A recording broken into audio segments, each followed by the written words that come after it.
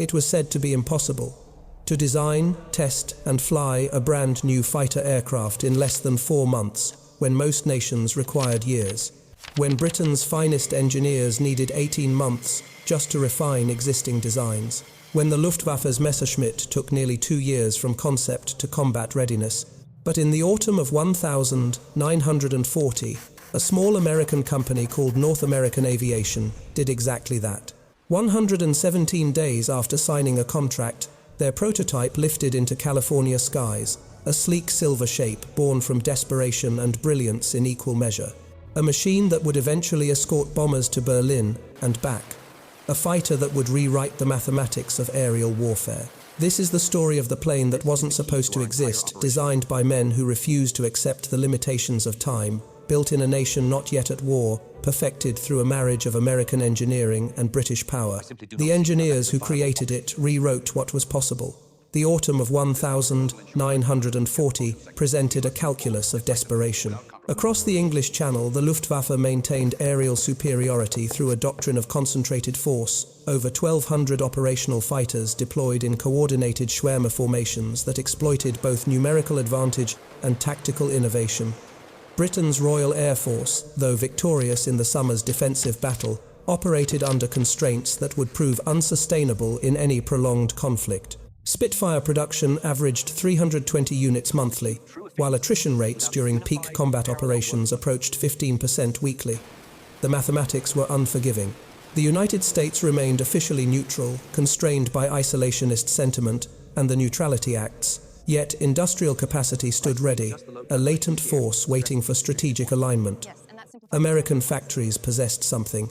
Europe's war-exhausted economies could not match surplus production capability, untouched infrastructure, and engineering talent not yet diverted to military service. In this context, the British Purchasing Commission arrived at North American Aviation's Inglewood facility in October 1940 with a conventional proposal. They sought licensed production of Curtiss P-40 Warhawk's proven airframes with adequate performance characteristics, maximum speed of 360 miles per hour at 15,000 feet, but fundamentally derivative designs constrained by 1937-era aerodynamic principles. James Howard Kindleberger, North American's president, recognized the proposal as strategically insufficient. The P-40 represented incremental thinking when exponential innovation was required.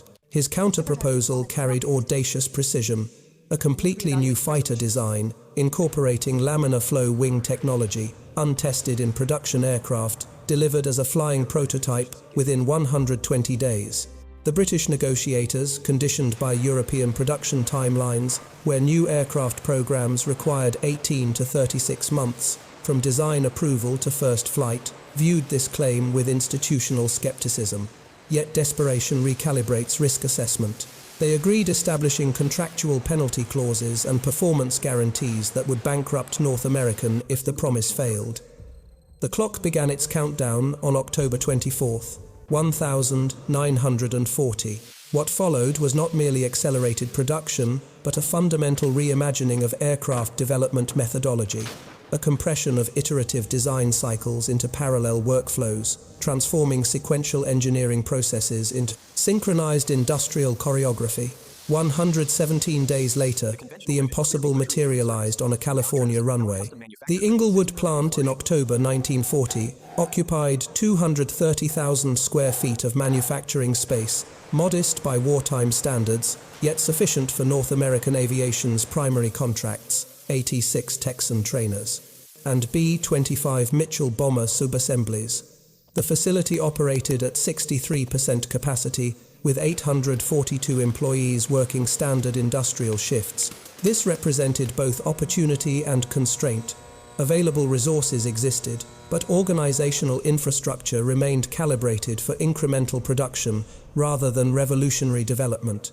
Edgar Schmude stood at the center of this transformation, a 44-year-old German immigrant whose technical education at the Mittweida Technical Institute had instilled systematic approaches to aerodynamic optimization. His professional trajectory traced a pattern common among European engineers who recognized fascism's trajectory early departure from Germany in 1930, brief tenure at Fokker Aircraft in the Netherlands, arrival in America by 1936. This biographical detail mattered because Schmood carried institutional knowledge of Luftwaffe design philosophy, having observed Messerschmitt's early developmental work before his emigration. He understood the enemy's engineering principles at a molecular level. The challenge Kindleberger accepted required inverting conventional aircraft development methodology. Standard industry practice followed sequential phases. Preliminary design consumed 4 to 6 months wind tunnel, testing another 3 months detailed engineering, 6 to 9 months prototype fabrication, 4 months culminating in first flight after 18 to 24 months total elapsed time. Each phase depended on the previous phase's completion, creating serial bottlenecks that reflected organizational risk aversion more than technical necessity. North American's proposal demanded parallel processing, simultaneous execution of design, testing, and fabrication activities that traditionally occurred in sequence. This approach multiplied coordination complexity exponentially, where sequential development required managing handoffs between perhaps 5 major departmental transitions. Parallel execution necessitated continuous synchronization across 12 distinct work streams: aerodynamic analysis, structural, engineering, power plant integration, hydraulics, electrical systems, armament fuel systems, landing gear, instrumentation control surfaces, manufacturing tooling, and quality assurance protocols. The team assembled for this task numbered 127 personnel, 18 aerodynamicists, 32 structural engineers, 41 draftsmen, 23 manufacturing engineers, 9 testing specialists, 4 project coordinators. This represented a personnel density ratio of 1.06 engineers per working day available, a metric that revealed the true audacity of the timeline. Conventional programs allocated 0.12 to 0, 18 engineers per calendar day, allowing iterative refinement and error correction. North American's approach permitted no iteration. Every calculation, every drawing, every manufacturing decision had to achieve first-time accuracy. Schmood's conceptual foundation centered on laminar flow wing technology, a theoretical aerodynamic principle that promised 30 to 40% drag reduction compared to conventional airfoil sections. The concept exploited boundary layer physics by maintaining smooth laminar airflow over wing surfaces rather than turbulent separation. Parasitic drag decreased dramatically. The mathematics were elegant. The manufacturing tolerances were brutal. Laminar flow required surface smoothness within 0.0005 inches across the entire wing. Precision approaching optical instrument standards applied to components measuring 37 feet wingspan. No production fighter had successfully implemented this technology. Wind tunnel models showed promise, but scaling from 12-inch test articles to full-size combat aircraft involved challenges that confounded even theoretical predictions. Schmood's team possessed no empirical validation, no operational precedent, no safety margin for iterative refinement. They had 120 days to prove mathematics could outrun skepticism. The calendar on the engineering office wall began its countdown. Day 1, the 24th of October, 1940. The engineering offices operated under continuous illumination fluorescent fixtures burning 22 hours daily, with 2-hour maintenance windows rotating across departments to prevent total darkness. This created temporal disorientation among design staff. Circadian rhythms disrupted by artificial daylight meal schedules, determined by project milestones rather than solar position. SUSI, sleep compressed into 4-hour segments, optimized for REM cycle completion without full circadian reset. Schmood's laminar flow wing design demanded mathematical precision that exceeded existing aerospace industry standards by an order of magnitude. The National Advisory Committee for Aeronautics, predecessor to NASA, had published theoretical papers on laminar flow boundary layer control in 1939, documenting wind tunnel experiments with 12-inch chord airfoil sections. These studies demonstrated that maintaining laminar flow to 63% chord position reduced section drag coefficient from 0.0068 to 0.0041, a 40% improvement that translated directly to increased maximum velocity and operational range. Scaling this principle to a 37-foot span fighter wing introduced manufacturing challenges that intersected material science production tooling capabilities and quality control methodologies. Aluminum alloy sheet thickness variations exceeding 0.0008 inches would disrupt laminar flow, as would rivet head protrusion beyond 0.0004 inches. Surface waviness amplitude greater than 0.0003 inches per linear foot or paint thickness variation exceeding 0.0012 inches. These tolerances approached those required for precision optical components, telescopes and microscope objectives, yet had to be maintained across 216 square feet of wing surface area per aircraft in a production environment. Designed for conventional tolerances 10 times looser, the design team partitioned the wing development into 7 parallel analytical streams: airfoil section, optimization, structural load path analysis, fuel tank integration, landing gear, retraction, kinematics, aileron control authority, calculations, manufacturing process specification, and quality assurance protocol development. Each stream operated semi-independently with daily synchronization meetings at 0600 and 1800 hours to resolve interface conflicts and update master coordination drawings. Raymond Rice, Chief of Aerodynamics, directed wind tunnel testing at California Institute of Technology's 10-foot facility, operating on a schedule that allocated 18 test hours per 24-hour period. His team fabricated 37 scale models representing iterative refinements to wing section geometry, empennage configuration, and fuselage fineness ratio. Each model required 8 hours fabrication time and underwent 6 hours of testing across velocity ranges from 60 to 400 miles per hour equivalent, generating pressure distribution data at 42 surface measurement stations. This yielded 1764 discrete data points per model configuration, totaling 65268 measurements across all test iterations, a dataset requiring 3 full-time analysts using mechanical calculators to process actionable design guidance. The power plant integration challenge emerged as the program's critical vulnerability.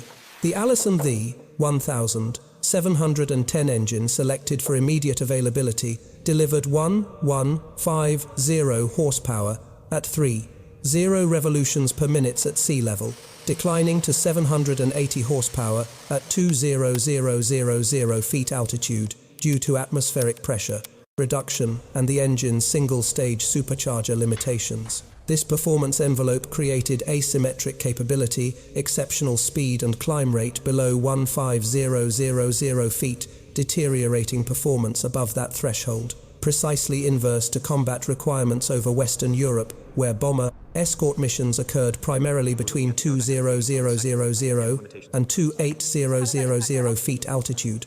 Schmud's team recognized this limitation, but calculated that aerodynamic efficiency gains from the laminar flow wing would partially compensate, maintaining competitive performance against Messerschmitt Bf 109E variants.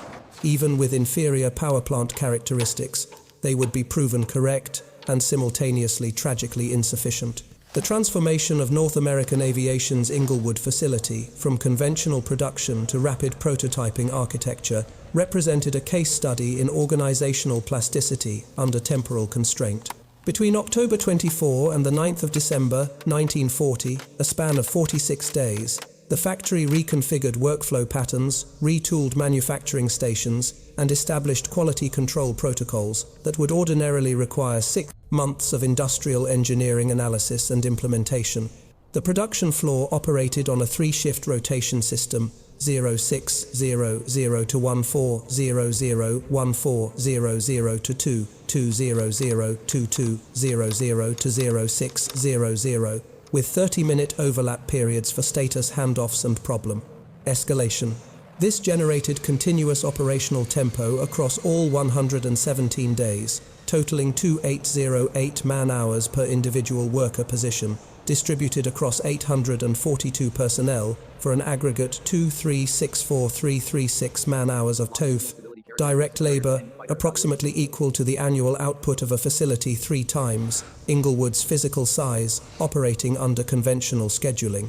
Manufacturing methodology departed from standard aircraft production sequencing. Conventional assembly followed fuselage-first architecture.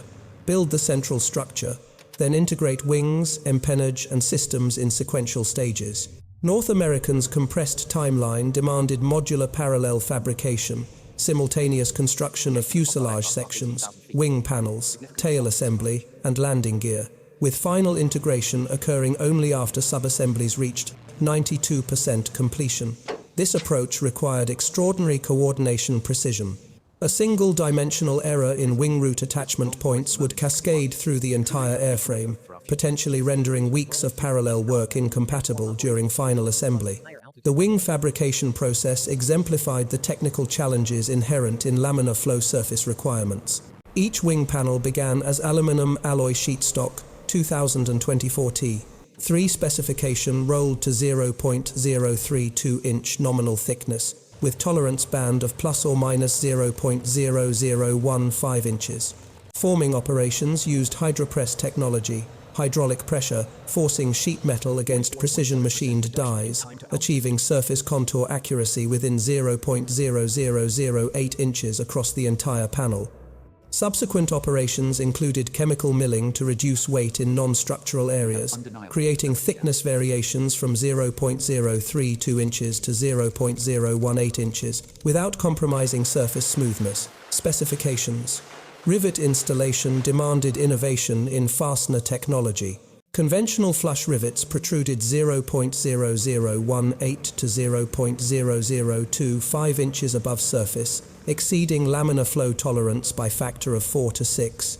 North American developed a modified installation protocol, using countersunk holes with precise depth control, plus or minus 0.0002 inches, and custom manufactured rivets with heads machined to 0.0004 inch. Protrusion maximum. Each wing required 2, 8, 4, 7 rivets meeting this specification, installed by teams trained to identify surface disruption through tactile inspection, human fingertips serving as biological micrometers, detecting irregularities beneath. Conscious sensory threshold. The prototype, designated NA-73X, achieved structural completion on the 9th of January 1941, day 77 of the 117-day program.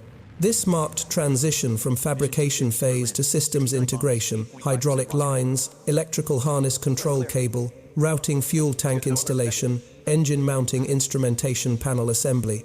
Each system underwent individual testing before integration, then comprehensive testing in assembled configuration, generating test protocols that documented 1247 discrete verification checkpoints. Final assembly occupied the primary factory floor under conditions approaching surgical sterility. Particulate contamination, metal shavings, dust fabric fibers posed risks to hydraulic systems and control surface bearings. The assembly area maintained positive air pressure ventilation, filtered to 10-micron particle retention, creating an environment cleaner than most hospital operating theaters of that era. By the 16th of January 1941, the NA-73X sat complete on its landing gear, silver aluminum skin reflecting overhead work lights, a physical manifestation of compressed impossibility, awaiting its moment of empirical validation. The 26th of October, 1940, day 117. Mines, Field, California, the civilian airport that would later transform into Los Angeles International, provided the geographic coordinates for empirical validation: 33.9425 degrees north, 118.4081 degrees, west elevation 125 feet above sea level. Atmospheric conditions logged at 0843 hours local time, recorded barometric pressure 29.92 inches, mercury temperature 58 degrees Fahrenheit, wind from 270 degrees at 8 knots, visibility unlimited, parameters approaching, ideal for initial flight testing, minimizing environmental variables that might confound performance assessment. Chief Test Pilot Vance Brees represented the intersection of aviation experience and analytical precision essential for developmental flight testing. His logbook documented 4,200 flight hours across 47 aircraft types, including experimental prototypes for Douglas, Lockheed, and Northrop. This experiential database enabled comparative assessment, Breeze could evaluate the NA-73X, not merely against design specifications, but against the tactile reality of contemporary fighter characteristics: control, harmony, stability, derivatives, stall progression patterns, handling qualities across the operational envelope. The NA-73X prototype, stripped to minimum operational weight of 7,635 pounds, approximately 900 pounds below projected combat configuration, sat poised on the taxiway. This weight reduction strategy, standard in developmental flight testing, improved power-to-weight ratio from the design target of 0.151 horsepower per pound to 0.166 horsepower per pound, providing additional performance margin during initial envelope exploration. The Allison V1710F3R engine, generating 1150 horsepower at 30 revolutions per minute, drove a 3-blade Curtiss electric constant-speed propeller with one 1-foot 2-inch diameter optimized for maximum efficiency at 290 miles per hour indicated airspeed. Breeze's taxi testing consumed 17 minutes, methodically evaluating ground handling characteristics, nose wheel steering authority, brake effectiveness, visibility over the nose during ground operations, engine cooling system, temperature stabilization. These mundane assessments carried existential significance. Catastrophic failure during takeoff, roll, or landing would destroy not merely a prototype, but the entire program's credibility, transforming 117 days of compressed innovation into industrial catastrophe. At 0917 hours, Breeze advanced throttle to takeoff power. The NA-73X accelerated through 68 miles per hour ground speed at approximately 850-foot distance along the 5400-foot runway, rotating at 82 miles per hour after 1100 feet. Liftoff occurred at 87 miles per hour, indicated with initial climb rate measuring 2840 feet per minute, performance metrics exceeding preliminary predictions by 8 to 12%, suggesting aerodynamic drag coefficients lower than wind tunnel testing had indicated. The 20-minute initial flight profile explored only the benign center region of the performance envelope, straight and level flight at altitudes between 1500 and 5000 feet, airspeeds from 120 to 240 miles per hour, gentle turns not exceeding 30 degrees, bank angle power settings from 60 to 90%, maximum continuous. This conservative approach reflected standard developmental testing protocol, establish basic airworthiness before probing envelope boundaries, where unanticipated phenomena might manifest with lethal consequences. Breeze's post-flight debriefing, documented in test report NA73X001, recorded observations that transcended technical metrics into qualitative assessment. Longitudinal stability characteristics superior to any fighter evaluated previously. Control harmony exceptional. No adverse handling qualities detected within explored envelope. Aircraft responds as though aerodynamically refined through extensive flight testing rather than initial prototype evaluation. The British Purchasing Commission observers present at Mines Field maintained diplomatic reserve. Performance data appeared promising, but operational validation required combat conditions, the crucible where theoretical aerodynamics confronted tactical reality. That validation would reveal both triumph and limitation in equal measure. The Royal Air Force received its first Mustang Merc I aircraft in April 1942, designated under Air Ministry Specification AM-1, with initial deliveries to Army Cooperation Command squadrons operating tactical, reconnaissance and ground attack profiles. This deployment strategy reflected institutional assessment of the aircraft's performance envelope rather than arbitrary assignment. The Allison V1710 engine's supercharger characteristics determined operation altitude bands with mathematical precision. The Allison V171039 power plant employed a single-stage, single-speed mechanical supercharger with 8:101 gear ratio, delivering peak manifold pressure of 48.5 inches mercury at sea level. This configuration optimized power output in the dense air of low-altitude operations, but aerodynamic efficiency deteriorated exponentially with altitude. At 15,000 feet, atmospheric pressure decreased to 8.29 pounds per square inch, absolute 43.7% of sea level density, reducing available engine power from 1150 horsepower to approximately 820 horsepower, a 28% degradation.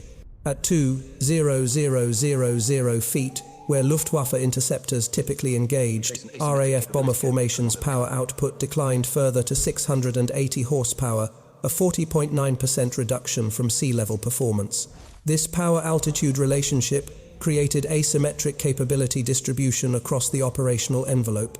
Below 1,2000 feet, the Mustang achieved maximum velocity of 382 miles per hour at 1,1800 feet, competitive with or superior to contemporary Messerschmitt Bf 109 F variants 373 miles per hour at 13100 feet, and Focke-Wulf 4 190A3 models 382 miles per hour at 18000 feet.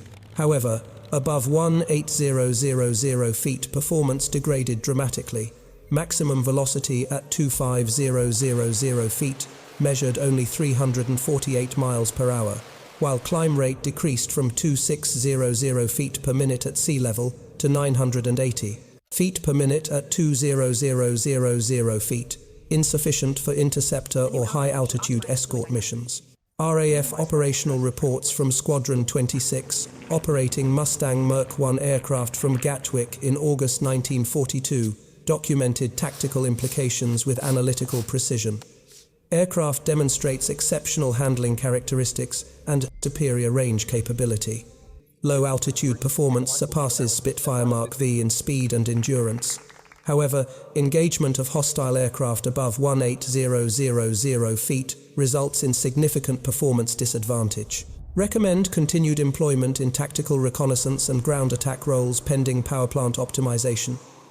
The systemic constraint became evident through comparative analysis. The Supermarine Spitfire Mark V, powered by Rolls-Royce Merlin 45 engine with two-stage supercharger, maintained 369 miles per hour, maximum velocity at 20000 feet, precisely the altitude regime where Mustang performance collapsed.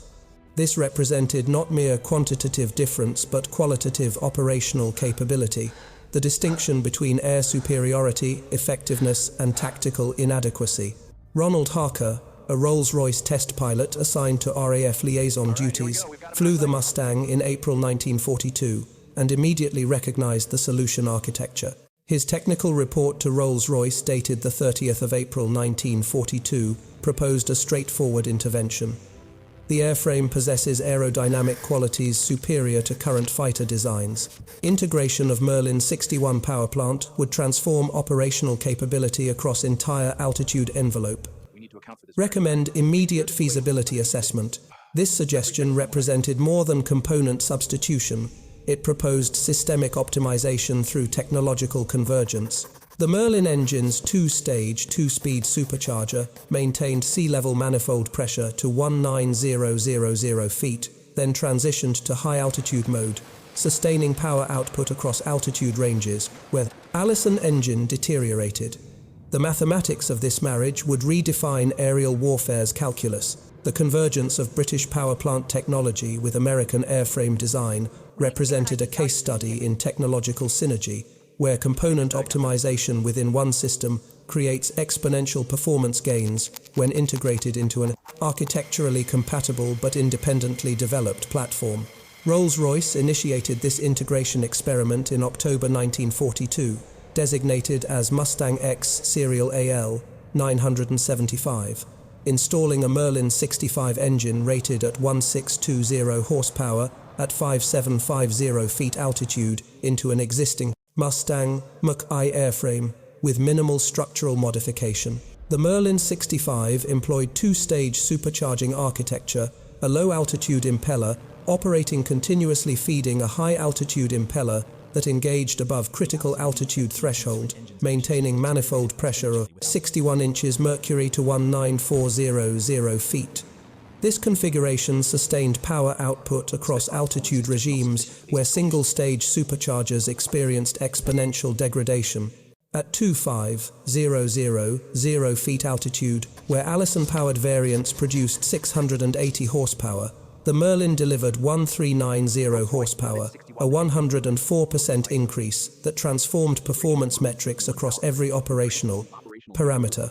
Initial flight testing occurred on the 13th of October 1942, with Rolls-Royce Chief Test Pilot Ronald Harker at controls. Instrumentation recorded maximum velocity of 433 miles per hour at 22,000 feet, an 85 mile per hour increase over Allison-powered configuration at equivalent altitude, representing 24.4% performance enhancement. Climb rate to 2,000 feet improved from 12.3 minutes to 6.8 minutes, a 44.7% reduction in time to altitude that translated directly to tactical flexibility in combat operations. The transformation extended beyond raw performance metrics into operational capability domains. Combat radius, the distance an aircraft could travel, engage in combat, consuming fuel at maximum power settings, and return to base, with reserve increased from 175 miles with Allison Power Plant to 650 miles with Merlin. Installation when equipped with two 75-gallon external drop tanks. This 271% range extension created entirely new mission profiles, bomber escort to targets deep within occupied Europe, previously impossible due to fuel limitations, became tactically feasible. The United States Army Air Forces, initially skeptical of British modifications to American designs, received comprehensive performance data in November 1942. Comparative analysis revealed capability gaps that institutional pride could not obscure. The Merlin-powered variant outperformed every American fighter in service or development across altitude regimes above 18,000 feet. The service immediately authorized production as P-51B, with North American Aviation receiving contracts for 2200 units in December 1942. Expanding to 9200 units by February 1943. As strategic implications became apparent, Packard Motor Car Company licensed to produce Merlin engines in the United States under designation V1650, scaled production from 0 units in August 1942 to 2847 units monthly by December 1943. Industrial acceleration, demonstrating American manufacturing capacity under strategic necessity. Each engine required 1,4,7,4,2 individual components, 842 precision machined parts, maintaining tolerances within 0.0005 inches, assembled across 127 discrete manufacturing operations. The Merlin Mustang synthesis represented more than additive improvement. It demonstrated emergent capability arising from architectural compatibility between independently optimized subsystems. Schmud's laminar flow wing design had created an aerodynamically efficient airframe awaiting adequate power plant. The Merlin provided that power across precisely the altitude regime where tactical necessity demanded performance. Strategic air warfare's mathematics shifted fundamentally. In that moment, bombers no longer flew unescorted into German airspace, accepting catastrophic attrition as operational cost. They flew with silver-winged Guardians capable of matching any interceptor the Luftwaffe could deploy. The strategic bombing campaign over occupied Europe 1943 represented a calculated exchange of attrition.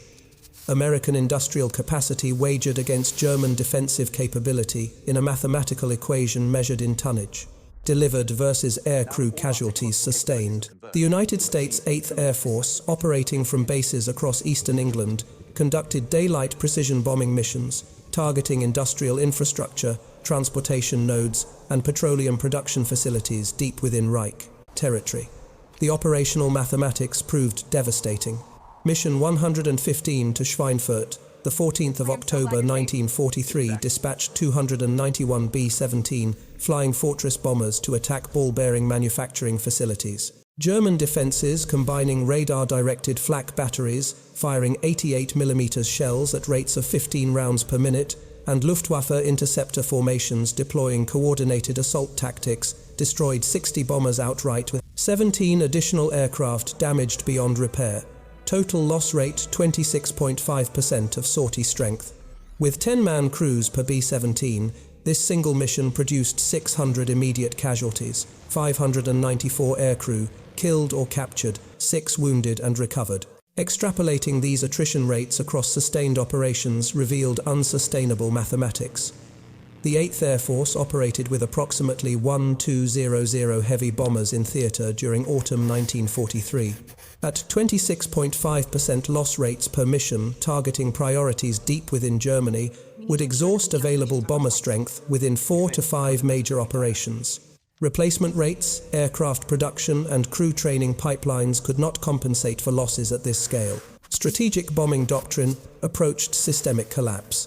The P-51 Mustang entered operational service with the 8th Air Force in December 1943, assigned to the 354th Fighter Group, the Pioneer Mustangs operating from Boxted Airfield. Initial escort missions employed standard tactical doctrine. Rendezvous with bomber formations at the limit of existing fighter range, provide coverage during the most vulnerable segments of penetration and egress, break off when fuel state, mandated return to base. The critical innovation emerged not from tactical refinement, but from fuel capacity optimization. Standard internal fuel load of 269 gallons provided approximately 500-mile combat radius, insufficient to escort bombers to targets beyond Western Germany. Integration of 2 108-gallon paper composition drop tanks extended combat radius to 650 miles, enabling escort coverage to Berlin 580 miles from East Anglian bases with adequate fuel reserves for combat, maneuvering and contingency diversion. Mission 250 to Berlin, the 6th of March 1944, demonstrated the systemic transformation. 814 B-17 and B-24 bombers penetrated German airspace under continuous P-51 escort coverage. Luftwaffe interceptors detecting the escort fighter presence through radar and visual identification modified assault tactics, avoiding direct engagement with Mustangs to focus on undefended bomber elements or declining engagement entirely. When escort density proved overwhelming, loss rate 69 bombers representing 5% of sortie strength, a 68% reduction compared to unescorted mission attrition rates. The operational calculus shifted fundamentally across subsequent months. Between December 1943 and May 1944 as P-51, deployments scaled from 1 group, 75 aircraft, to 14 groups, 1050 aircraft. Average bomber loss rates on escorted missions declined from 11.4% to 4.2%, a 63% reduction in attrition that transformed strategic bombing from unsustainable wastage into viable operational doctrine. The Luftwaffe confronted an asymmetric capability gap it could not overcome through tactical innovation or pilot skill. German interceptor forces, optimized for bomber interception, now faced dual threat environments, engage escorts and suffer fighter versus fighter attrition, or avoid escorts and accept reduced bomber destruction rates. American bombers, once prey in hostile skies, now flew within protective envelopes that inverted the predator-prey relationship. Air superiority doctrine, as theorized by Italian strategist Giulio Douhet in 1921, and refined through interwar tactical development, posited that control of airspace constituted a prerequisite for all subsequent military operations. Ground maneuver, naval projection, industrial disruption. The P-51 Mustang's operational deployment in 1944 transformed this theoretical construct into empirical reality through a convergence of technological capabilities that created compounding strategic advantages. The systematic analysis reveals 3 interdependent operational domains, where Mustang capabilities generated asymmetric force multiplication, effects attrition, warfare mathematics, territorial control, expansion and pilot experience. Retention dynamics. Attrition warfare, mathematics operated through differential loss ratios. Luftwaffe interceptor forces during 1944 sustained approximately 2,262 aircraft destroyed in air-to-air combat over Western Europe against 1,279 American fighter losses, a 1,771 exchange ratio, favoring Allied forces. More significantly, pilot casualty rates diverged dramatically. 68% of Luftwaffe pilots shot down over occupied territory died or suffered incapacitating injuries due to inadequate rescue infrastructure and increased altitude of combat requiring longer parachute descents through hostile airspace. American pilots shot down over territory, progressively controlled by Allied ground forces post-D-Day, experienced 41% survival and repatriation rates. This differential created exponential experience accumulation, advantages veteran American pilots survived to apply tactical lessons across subsequent missions, while Luftwaffe experience base eroded through non-recoverable attrition. Territorial control expansion manifested through operational radius implications. Pre-Mustang escort capability limited bomber target selection to objectives within 400-mile radius of English bases, encompassing northwestern Germany, Belgium, and northern France. Mustang deployment with 108-gallon external tanks extended viable target envelope to 650 miles, incorporating Berlin, Munich, Breslau, and critically Ploiești oil refineries in Romania, supplying 30% of German petroleum requirements. This geographic expansion transformed strategic bombing from peripheral industrial harassment into comprehensive systematic degradation of German war production capacity. The petroleum infrastructure targeting campaign Operation Tidal Wave and subsequent iterations demonstrated compounding systemic effects. German crude oil production capacity in April 1944927000 metric tons monthly. Production capacity September 1944. Following sustained bombing of refineries, synthetic fuel plants, and distribution infrastructure under Mustang Escort 34700. 0 metric tons monthly, a 62.6% degradation. This petroleum shortage cascaded through entire military operational tempo. Luftwaffe sortie rates declined from 1,847 daily sorties in April 1944 to 682 daily sorties. By October 1944, a 63% reduction, directly attributable to fuel scarcity, constraining training, maintenance, and combat operations. The Mustang's role transcended individual tactical engagements to function as enabler of strategic systemic disruption. Its presence over German airspace forced Luftwaffe into defensive posture, concentrating interceptor forces around critical industrial targets rather than maintaining offensive capability. This defensive concentration created predictable engagement geometries that American fighter tactics exploited through numerical superiority and energy management doctrine. By May 1945, Luftwaffe operational fighter strength measured approximately 1,500 aircraft, adequate numbers in abstract terms, but pilot experience levels, fuel availability, and logistical support infrastructure had degraded operational ineffectiveness. The Mustang had achieved air superiority not through simple numerical attrition, but through systemic capability asymmetries that compounded across multiple operational domains simultaneously. 117 days of compressed engineering innovation in 1940 had generated strategic consequences measurable across continents and years. The P-51 Mustang's operational lifespan extended far beyond its originating conflict, demonstrating a principle observable across technological evolution that systems designed under extreme constraint often possess. Architectural robustness, enabling adaptation to contexts unanticipated by original designers. The aircraft served in 26 air forces globally between 1945 and 1984, deployed across conflicts spanning the Korean Peninsula, Indonesian independence operations, and Latin American counterinsurgency campaigns. This geographic and temporal distribution revealed design characteristics transcending immediate tactical requirements, maintainability under resource-constrained conditions, performance envelope matching diverse operational profiles, structural durability, enabling prolonged service life despite component aging. Edgar Schmude, reflecting in 1982 interview documentation, articulated the engineering philosophy underlying the 117-day development cycle. We possessed no margin for iterative refinement, which paradoxically liberated design decisions from institutional conservatism. Each calculation required first-time accuracy. This constraint enforced mathematical precision rather than empirical approximation. We trusted physics because we had no alternative. This observation illuminates broader principles governing innovation under temporal compression.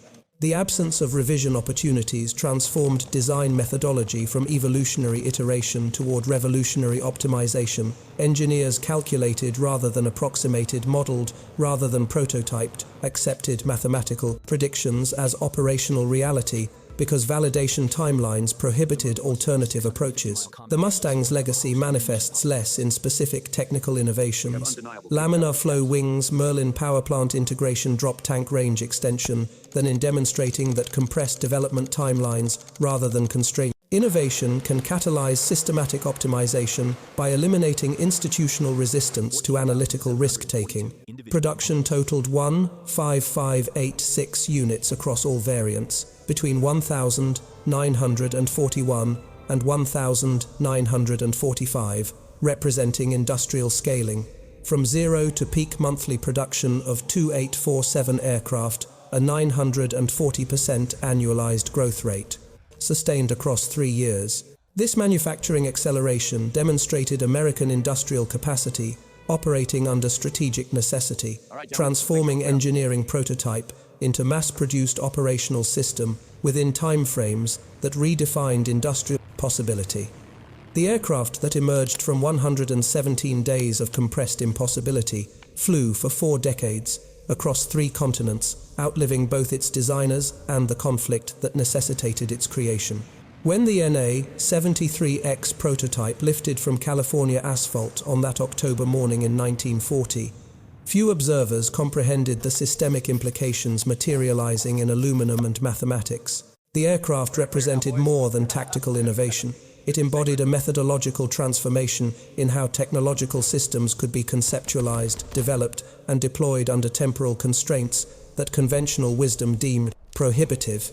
The broader analytical framework reveals patterns applicable beyond aerospace engineering, that crisis conditions, rather than inhibiting innovation, can catalyze systematic optimization by eliminating institutional inertia and force reliance on first principles analysis over iterative empiricism. The 117-day development cycle succeeded precisely because it permitted no margin for conventional design. Philosophy engineers calculated trajectories rather than testing iterations, trusted mathematical models rather than prototype refinement, accepted analytical predictions as operational reality. This methodological inversion from empirical iteration to theoretical precision generated cascading systemic effects measurable across industrial, strategic, and geopolitical dimensions. An airframe conceived in desperation became the instrument through which strategic bombing doctrine transformed from unsustainable attrition into viable operational reality. A power plant marriage born from pragmatic necessity created performance asymmetries that shifted air superiority mathematics across an entire theater of operations. The human dimension persists through technical analysis, engineers working under fluorescent light calculations, filling walls, every decision carrying existential weight. They were not merely designing an aircraft, they were compressing industrial timelines, challenging institutional assumptions, demonstrating that human ingenuity under constraint could outpace adversaries operating with temporal abundance. War transforms materials into machinery, nations into industrial ecosystems, individuals into components of larger systemic operations. But occasionally, within that transformation, small teams operating at the intersection of desperation and brilliance produce artifacts that transcend their immediate context. 117 days, 7,000 blueprints, 15,000 aircraft, 4 decades of operational service. One enduring lesson that sometimes the impossible requires only mathematics, courage, and the refusal to accept limitations as destiny.